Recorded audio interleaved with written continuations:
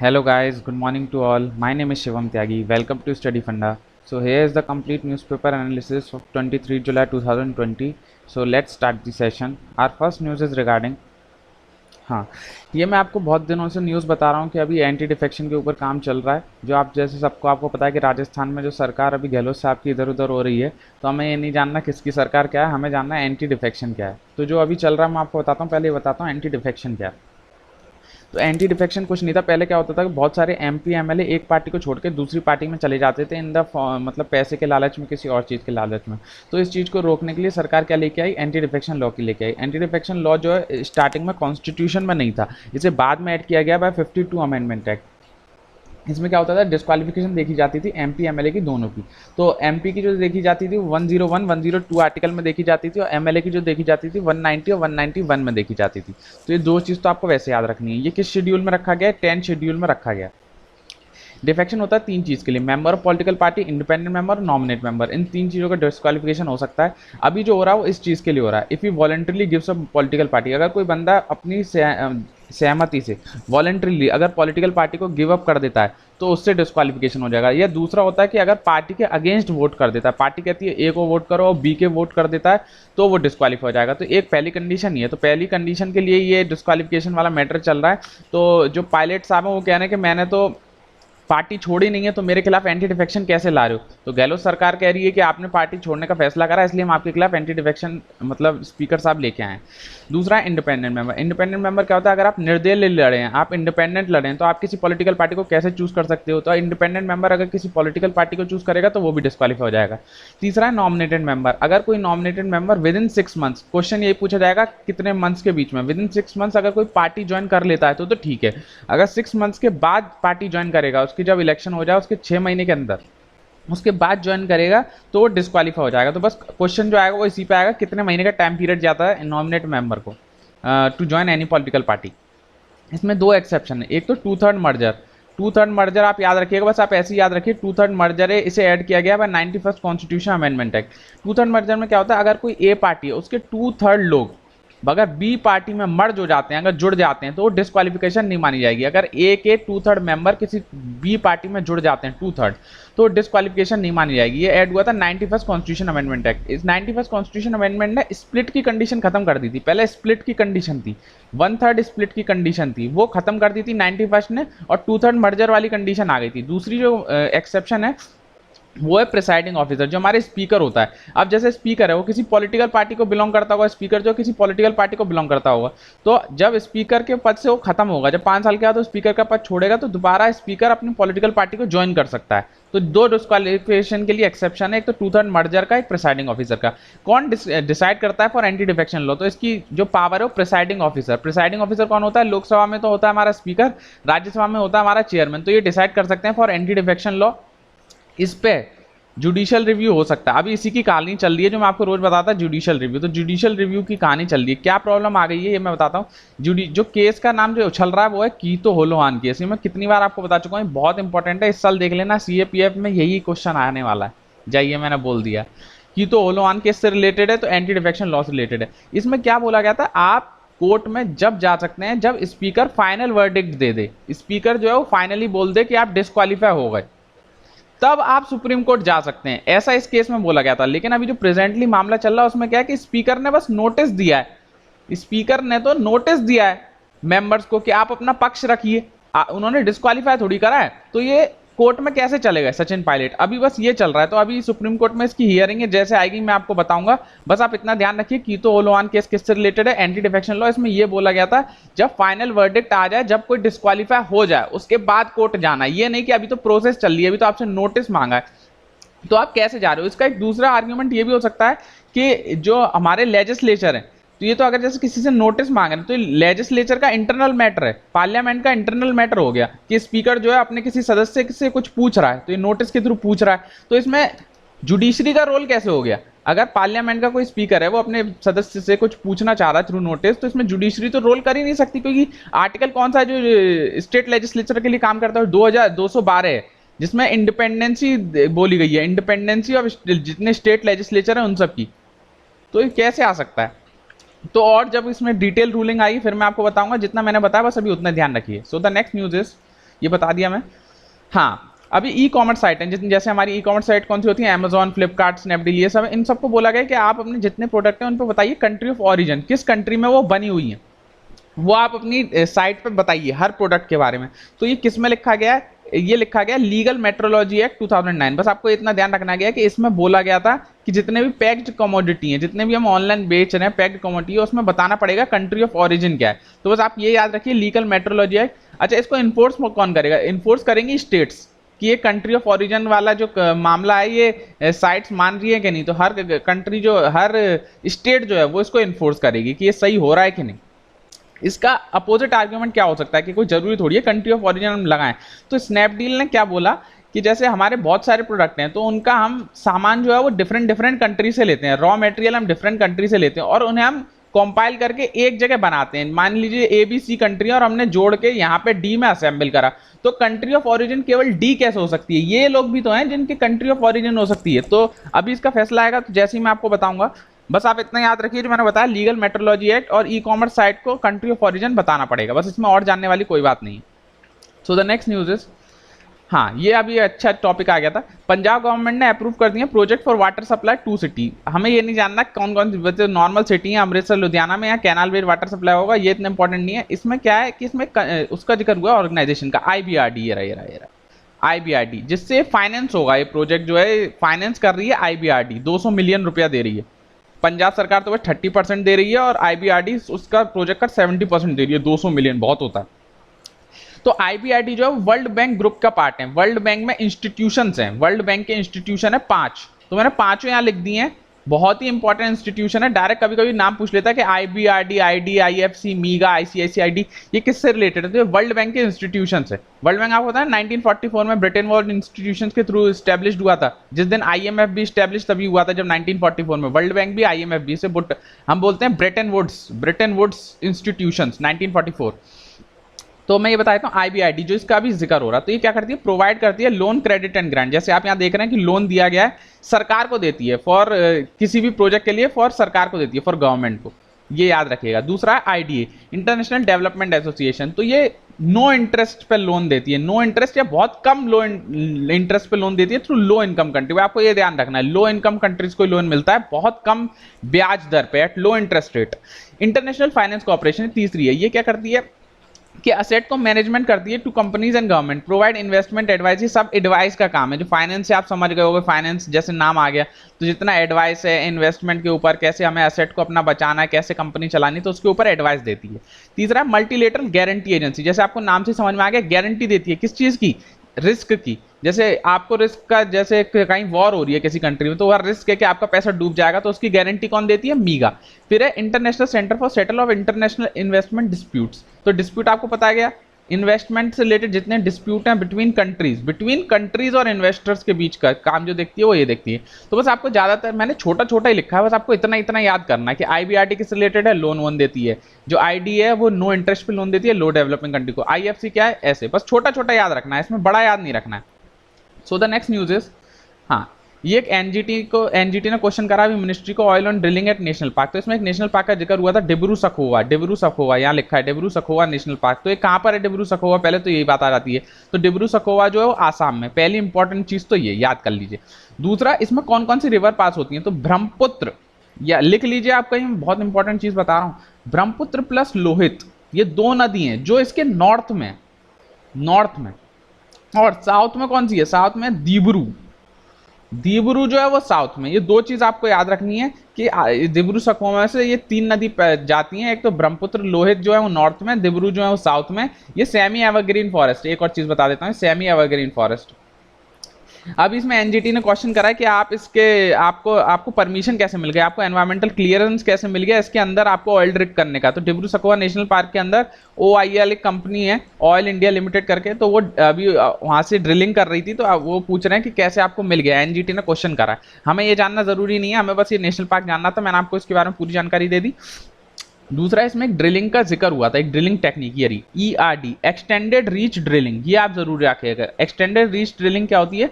ये हाइड्रोकार्बन के लिए ड्रिलिंग की जाती है, इसमें डायरेक्ट नीचे पहुंचाया जाता है, डायरेक्ट वर्टिकली आप नीचे चले जाते हैं, कितना अप्रोक्सीमेटली 4 किलोमीटर आप चले जाते हैं, ताकि ऊपर की किसी जमीन को नुकसान ना हो, सीधे आप नीचे ड्रिल करते हैं, नीचे 4 किलोमीटर। तो आपको यही ध्यान रखना है एक्सटेंडेड रीच ड्रिलिंग क्या चीज़ है। तो ये मैंने आपको बता दिया। इसमें दो तीन चीज और है। हाँ, एक देखिए, north eastern coal field inside Dehing Patkai elephant reserve. तो एक और आ गया, देहिंग पटकाई एलिफेंट रिजर्व कहां पर है? आसाम में। लिख लीजिए, क्वेश्चन यही होते हैं, देहिंग पटकाई। आप कंफ्यूज हो जाएंगे कहां से आ गया ये एलिफेंट रिजर्व, तो कोई पढ़ता ही नहीं है मेरे को लगता है। जितने बस हम लोग क्या पढ़ते हैं, हम नेशनल रिजर्व पढ़ते हैं, या क्या कहते हैं टाइगर रिजर्व पढ़ लेते हैं, या नेशनल पार्क पढ़ लेते हैं, या वाइल्ड लाइफ सेंचुरी पढ़ देते हैं, कोई एलिफेंट रिजर्व नहीं पढ़ता है। एक दो नाम आता है वो याद रखिए, देहिंग पटकाई आसाम में। So the next news is, हाँ ये बहुत पुरानी न्यूज़ है, ये सॉल्ट ये जो एक लेक थी, ये लोनर लेक है जो पिंक हो गई थी। तो बहुत सारे लोग कंफ्यूज हो गए थे पिंक कैसे हो गई, तो इधर बहुत सारे साइंटिस्ट को भेजा गया, तो उसका डिसीजन आ गया क्या हो गया। तो पहली बात तो जान लेते हैं कहाँ पर है लोनर लेक। तो लोनर लेक जो है महाराष्ट्र में, बुल्धाना डिस्ट्रिक्ट है महाराष्ट्र में। क्यों ये पिंक क्यों हुई? क्योंकि इसमें लार्ज प्रेजेंस हो गई ऑफ द सॉल्ट लविंग, एक माइक्रोब है जो सॉल्ट लविंग माइक्रोब है, हेलोकोरोरिया माइक्रोब्स, हेलो आर्चिया माइक्रोब्स करके। इसको आप नाम याद रखना पड़ेगा, तो रिमेंबर करना ही पड़ेगा, वेरी इंपॉर्टेंट। आज का जो इंपॉर्टेंट टॉपिक है वो एक यही है सबसे ज्यादा, जो है हेलोकेरिया माइक्रोब्स की वजह से ये जो लेक है ये पिंक हो चुकी है। ये प्रोड्यूस करता है पिंक पिगमेंट जो दिख ही रहा है आपको।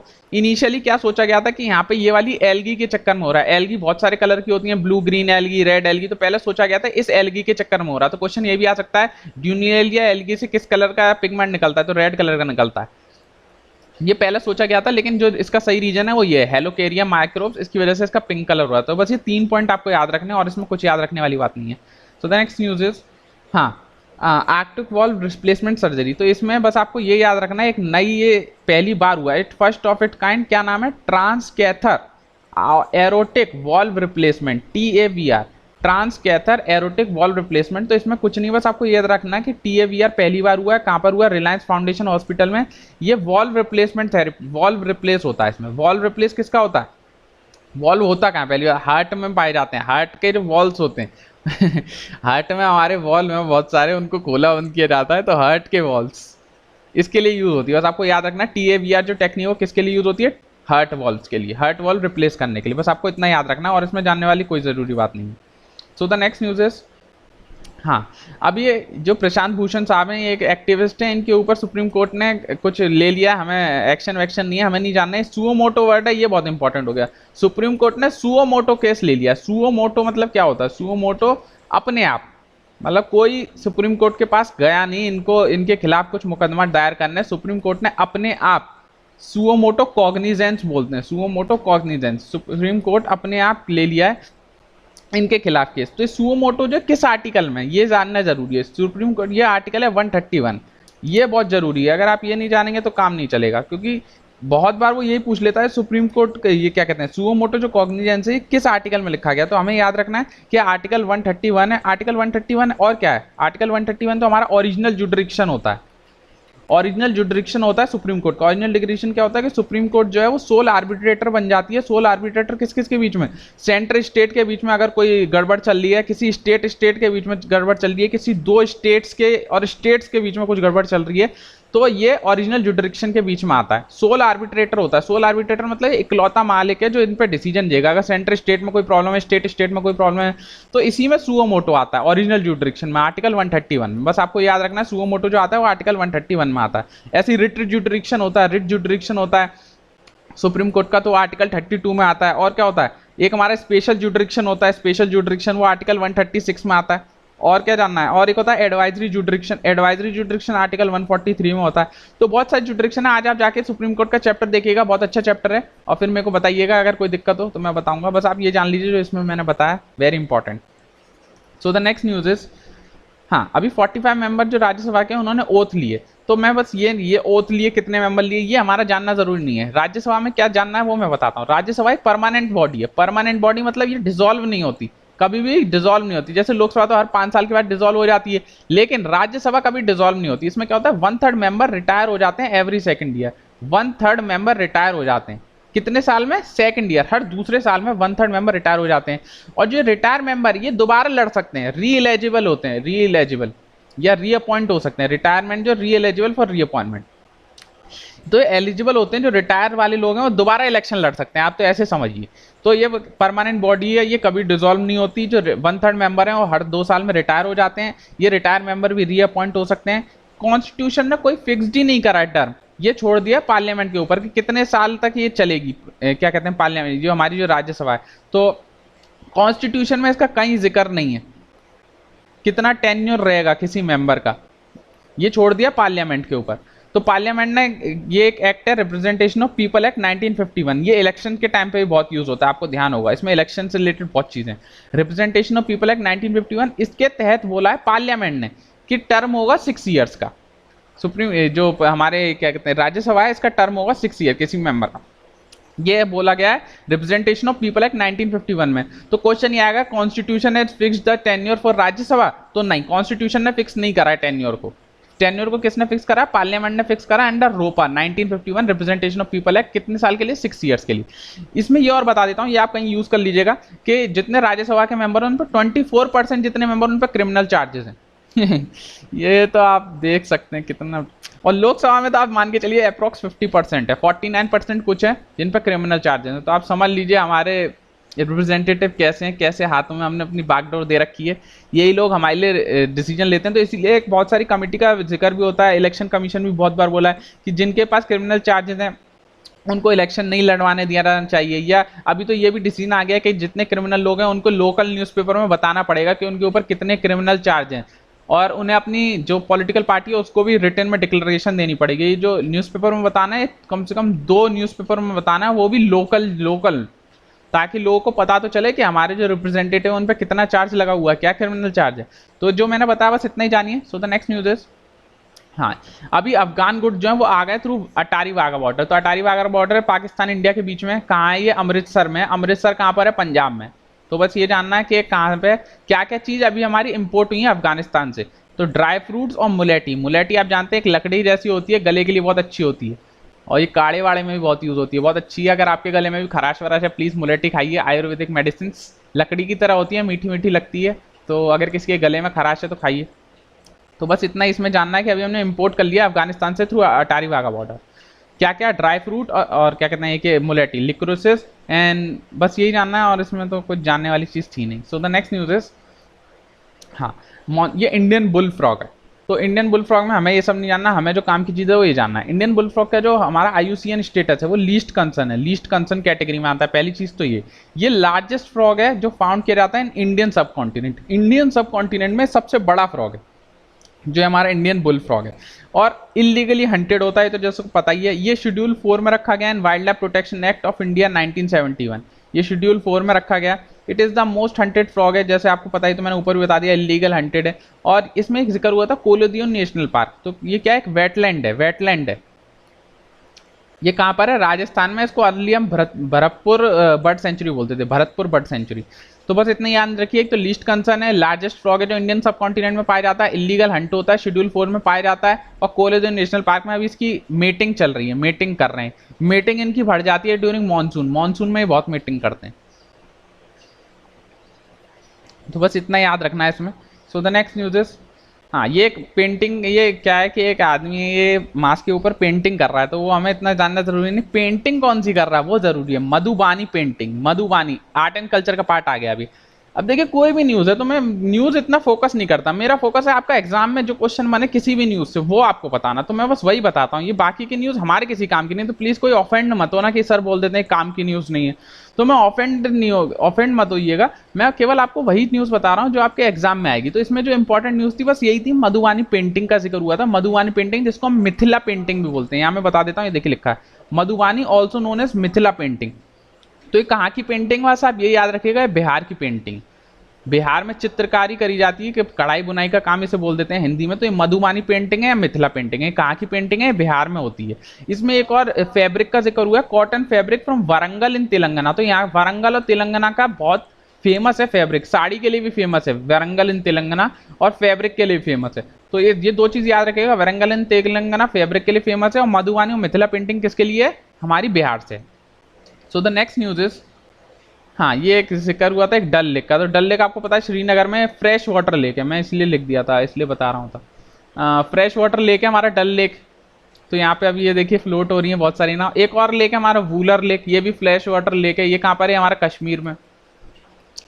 तो एक न्यूज़ से दो न्यूज़ कनेक्ट हो जाती हैं देखिए। तो ये दोनों फ्रेश वाटर लेक हैं, वूलर लेक और डल लेक, तो याद रखिएगा कहाँ पर है, ऊपर अपने ऊपर रीजन में, एक श्रीनगर में एक कश्मीर में। So the next news are over.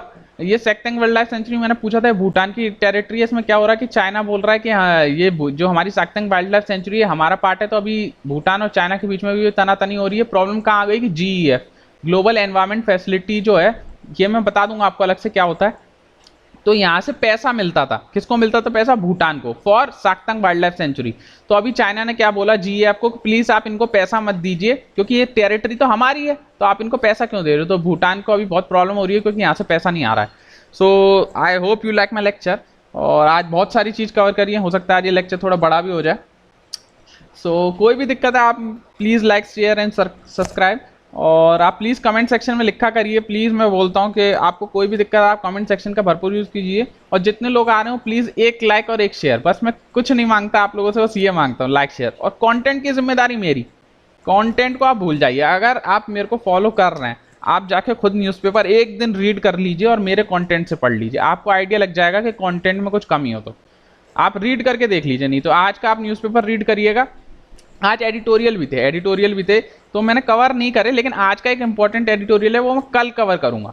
आज का एक इंपॉर्टेंट एडिटोरियल है, मेरे को ध्यान है, जो इंडिया भूटान रिलेशंस पे है। इंडिया भूटान और चाइना का जो एक ट्राइलेटरल रिलेशन बनना है, साक्तेंग वाइल्ड लाइफ सेंचुरी से रिलेटेड था। तो मैं सोच रहा हूँ कि एक दो दिन और एडिटोरियल इसी के ऊपर आ जाए तो ओवरऑल डिस्कस करूंगा, पूरा एक अच्छा आंसर ही दूंगा आपको, इसलिए मैंने एडिटोरियल आज डिस्कस नहीं करा। सो कोई भी दिक्कत है आप प्लीज़ मुझे बताइएगा, और please like share and subscribe, please like it, जितने लोग हों प्लीज़ उसे शेयर करिए ताकि ज़्यादा लोग इसे देख पाएँ। सो thank you all guys, bye bye.